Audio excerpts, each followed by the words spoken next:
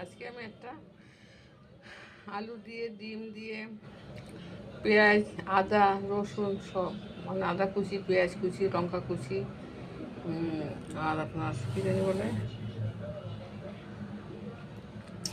সব দিয়ে করে নিয়েছি। আর ডালটাকে সেদ্ধ করে নিয়েছি। আর এখানে সব ভেজে নিয়েছি, ভেজে ডালটাকে ফোড়ন দিয়ে দিয়েছি। দেখুন, ভাগে ভাগে করে লাভ নেই, খেতে তো ভালো হলেই ভালো। রুটি দিয়ে খেতে পারবে, ভাত দিয়ে খেতে পারবে, পরোটা দিয়ে, লুচি দিয়ে, যা দিয়ে খুশি তা দিয়ে খেতে পারবে। খুব ভালো লাগবে খেতে, হেভি লাগবে। একবার করে খেয়ে দেখবেন। আমি নতুন করেছি, ছোলা ডাল তো অনেকে আবার বেশি ভালোও বাসে না। দেখুন, ভালো লাগলে লাইক শেয়ার করবেন। খুব সুন্দর হয়েছে খেতে, খুব সুন্দর হয়েছে খেতে। একবার করে খেয়ে দেখুন না।